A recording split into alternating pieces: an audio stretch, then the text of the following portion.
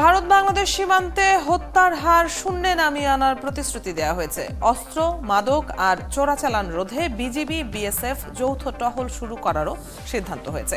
BGB BSF মহাপরিচালক পর্যায়ের 4 দিনের সম্মেলন শেষে যৌথ সংবাদ সম্মেলনে এসব তথ্য জানানো হয়। সীমান্তে অপরাধ কমাতে দুই বাহিনীর মধ্যে 14টি বিষয়ে সমঝোতা হয়েছে। ইশতিয়াক ইমনের প্রতিবেদন। 3 দশকে নানা পর্যায়ের আলোচনা আর প্রতিশ্রুতিতেও বন্ধ হয়নি বাংলাদেশ ভারত সীমান্তে হত্যার ঘটনা। করোনাকালেও থামেনি সীমান্তে হত্যা ও নির্যাতন। চলতি বছরের প্রথম 6 মাসে সীমান্তে 35 বাংলাদেশি নিহত হয়েছে। সীমান্ত হত্যা বন্ধ সহ মাদক আর চোরাচালান সমস্যার সমাধান খুঁজতে বিজিবি বিএসএফ মহাপরিচালক পর্যায়ের বৈঠক। 4 দিনের সম্মেলন শেষে 14টি বিষয়ে একমত হয় দুই দেশের সীমান্তরক্ষী বাহিনী। বিএসএফ মহাপরিচালক রাকেশ আস্তানা বলেন, করোনার কারণে যৌথ টহল বন্ধ থাকায় অপরাধ কিছুটা বেড়েছে। হত্যার প্রতিটি ঘটনাতেই তদন্ত করা হয়েছে। শুধু যে বাংলাদেশি নাগরিক নিহত হয়েছে তা নয়, ভারতীয় নাগরিকরাও ওই সব ঘটনায় নিহত হয়েছে। তিনি বলেন, হত্যার সংখ্যা শূন্যে নামিয়ে আনা হবে। Our policy is to bring down this killing to a zero level. সীমান্তে হত্যা বন্ধে আমরা সর্বোচ্চ চেষ্টা করে যাচ্ছি। দুই পক্ষে এই বিষয়ে একমত হয়েছি। সীমান্তে আমরা যৌথ টহল দেব। প্রাণহানির সংখ্যা শূন্যের কোটায় নামাতে চাই। During the course of discussion with the BJP মহাপরিচালক মেজর জেনারেল শাফিনুল ইসলাম বলেন, সন্ত্রাসীরা সীমান্ত অতিক্রম করে ভারতের ভেতরে ঢুকে পড়ে। সে কারণেই হত্যার ঘটনা ঘটছে। বিএসএফ এর নতুন মহাপরিচালক কথা দিয়েছেন, সীমান্তে হত্যা বন্ধে তিনি সর্বোচ্চ চেষ্টা করবেন। দুই পক্ষই একসাথে কাজ করলে হত্যা বন্ধ হবে। সংবাদ সম্মেলনে জানানো হয়, বিজিবি বিএসএফ সীমান্তে যৌথ টহল দেবে, এলাকার মানুষের মধ্যে সচেতনতা বৃদ্ধির চেষ্টা করবে। ইশতিয়াক ইমন, 71, ঢাকা। দর্শক, এ নিয়েই আলাপ করব আমরা। আমাদের সাথে আজ আছেন সাবেক পররাষ্ট্র সচিব ও কূটনীতিক শমশের মোবিন চৌধুরী। আপনাকে স্বাগত জানাচ্ছি সংবাদযোগে। ভারত বাংলাদেশ সীমান্তে হত্যার হার শূন্যে নামিয়ে আনার প্রতিশ্রুতির কথা শুনছিলাম আমরা। আদৌ কি এটা সম্ভব কিনা সেটি হচ্ছে প্রথম প্রশ্ন। যদি সম্ভব হয় তাহলে কি উপায়ে, মানে এটি কি শুধুই কূটনৈতিক ব্যাপার নাকি বিজিবি বিএসএফ এর মধ্যে বৈঠক করেই কি সম্ভব? আসলে সর্বস্তরে প্রয়োগ ও বাস্তবায়নের একটা ব্যাপার আছে কিনা? ধন্যবাদ। হত্যাকাণ্ড তো যেহেতু সীমান্ত এলাকায় ঘটে, এটা তো যারা সীমান্ত রক্ষী যারা রয়েছে উভয় পক্ষে, বিশেষ করে বিএসএফ এর গুলিতে যেহেতু বাংলাদেশিদের হত্যাকাণ্ড ঘটে, তো এটা সেই মাঠ পর্যায়ে এটার এই শূন্যের খাতে আনা সম্ভব।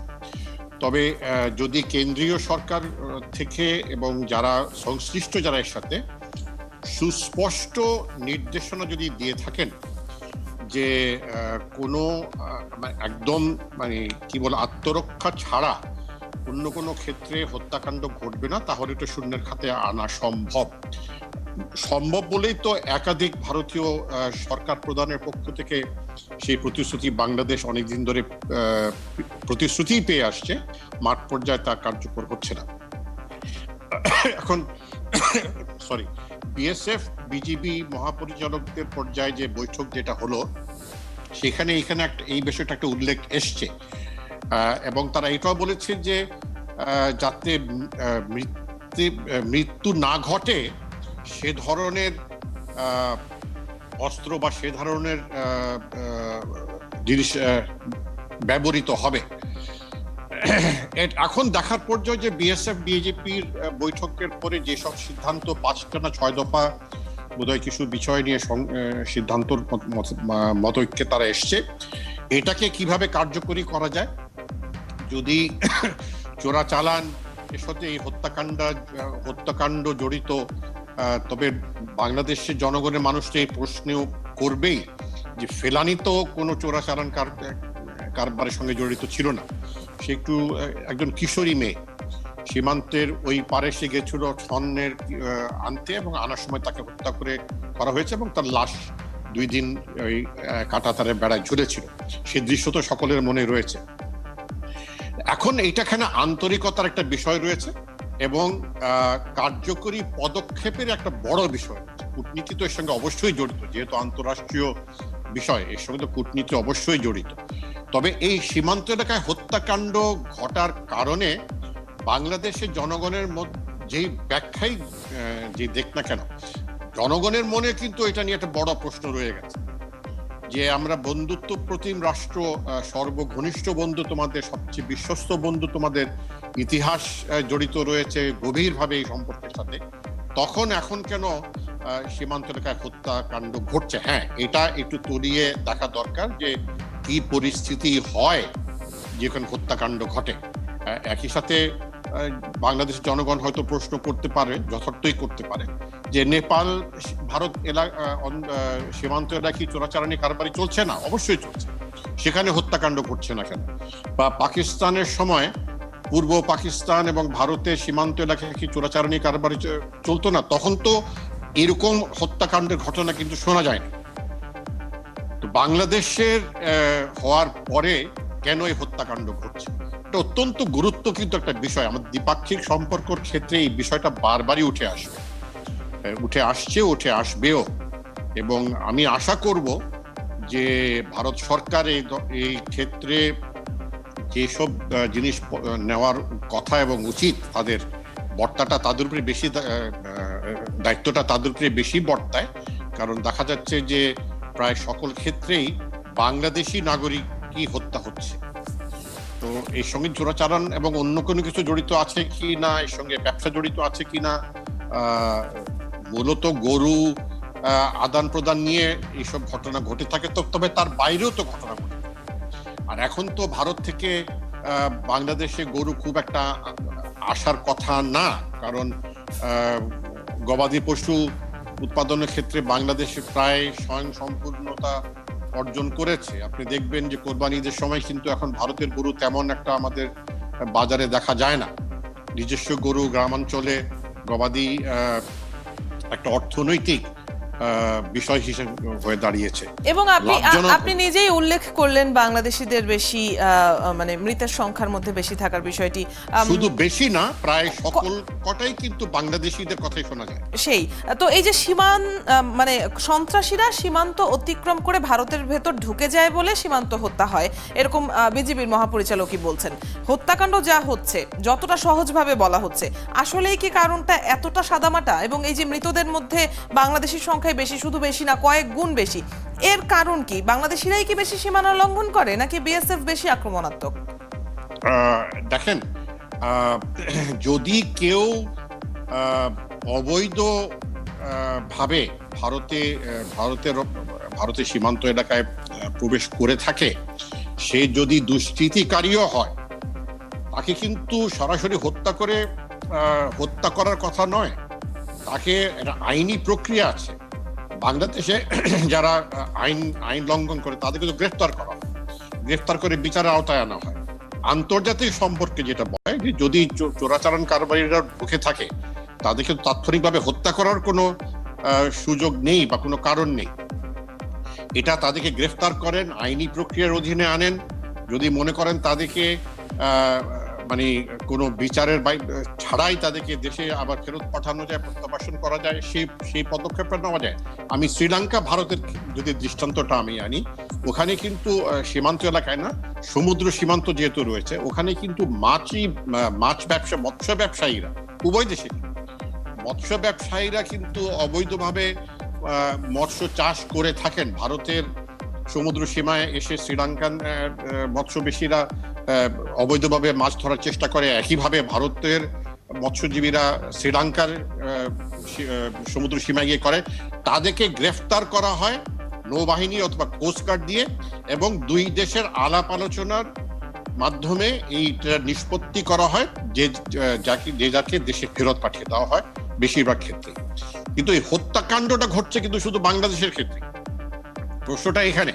তো বিজেপি মহাপরিচালক যদি বলে থাকেন যে তারা অবৈধ কাজে জড়িত, হ্যাঁ হতে পারে অবৈধ কাজে জড়িত, তো সেটাও তো মোকাবেলা করার একটা আইন বহির্ভূত হত্যা তো করা যায় না। দেশের ভিতরে বলেন, আন্তর্জাতিক ক্ষেত্রে বলেন, এটা তো করা সম্ভব না।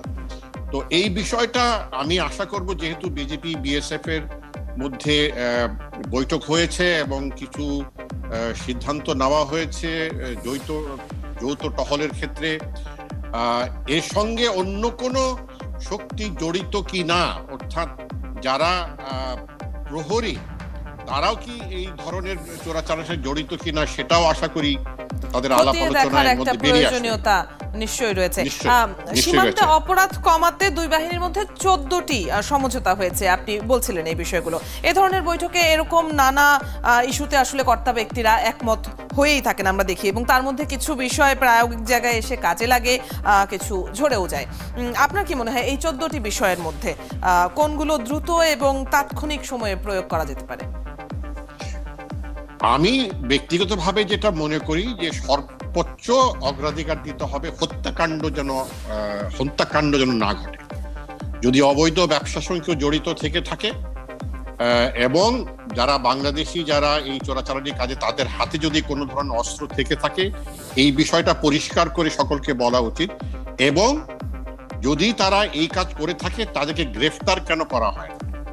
আমি ব্যক্তিগত অভিজ্ঞতা থেকে বলতে পারি, আমি সিলেটের, আমার দেশের বাড়ি সিলেট সীমান্ত এলাকায়, এবং আমি সীমান্ত এলাকায় দেখেছি যে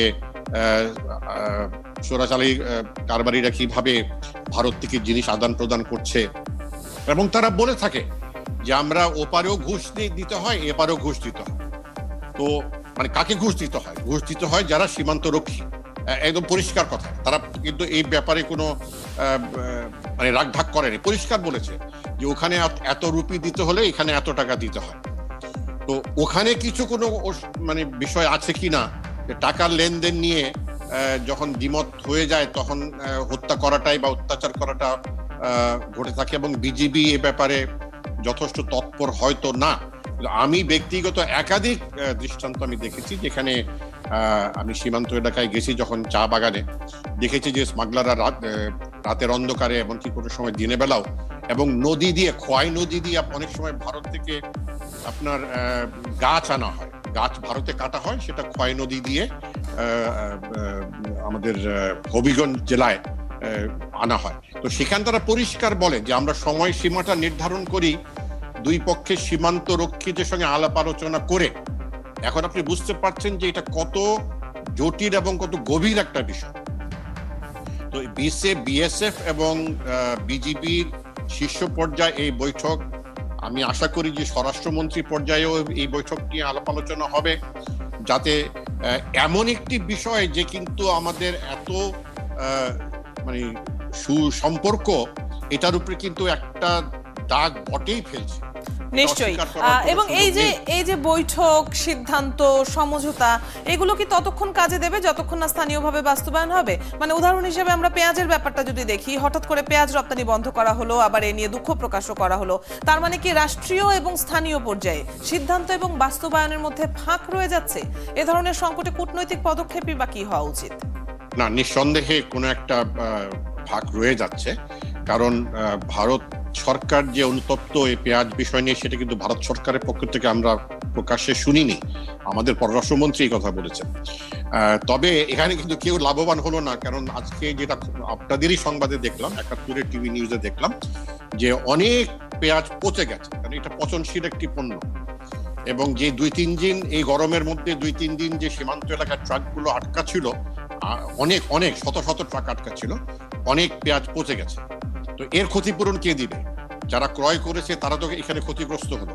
এবং এটাও দেখা যাচ্ছে যে গতকালকে না গত পরশু একটি অনুষ্ঠানে শুনলাম যে কেন্দ্রীয় মানে দিল্লি থেকে লিখিত নির্দেশনা দেওয়া হয়েছে যে যেগুলো লেটার অফ ক্রেডিট খোলা আছে বা যেগুলো দলিল আছে, এগুলো ট্রাকগুলো করে যেন ভারতে বাংলাদেশে প্রবেশ করতে দেওয়া হয়। সেই সিদ্ধান্ত নাকি 24 ঘন্টা পর্যন্ত সীমান্তে কাস্টমসের কাছে পৌঁছায় নাই। তো এই যে এখন প্রযুক্তির যুগ, এখানে তো মানে 1 সেকেন্ডের মধ্যে একটা ল্যাপটপে একটা বোতাম টিপ দিলে একটা ইমেল চলে যায়। এটা কোনো বার্তাবাহক একটা চিঠি নিয়ে, মোটরসাইকেল নিয়ে বা গাড়ি করে বা প্লেনে করে তো আসার কথা না। এটা তো একটা ইমেলের মাধ্যমে। এই যে গ্যাপগুলো রয়ে যাচ্ছে, এতে কিন্তু এই দ্বিপাক্ষিক সম্পর্ক নিয়ে বারবার মানুষের মনে প্রশ্ন আসছে। হ্যাঁ, এটা পারসেপশনের বিষয়, এটা স্পেকুলেশনের বিষয় নিঃসন্দেহে। নিশ্চয়ই, এবং এই যে বৈঠক সেখানে যে সমঝোতাগুলো হয়েছে নিশ্চয়ই আমরা চাইবো যে দ্বিপাক্ষিক সম্পর্ককে আরো ভালো রাখতে এই বিষয়গুলো জোরদার করা হোক, প্রায়োগিক জায়গায় এসে এগুলোর সঠিক বাস্তবায়ন হোক। অনেক ধন্যবাদ আমাদের সাথে যুক্ত হওয়ার জন্য। দর্শক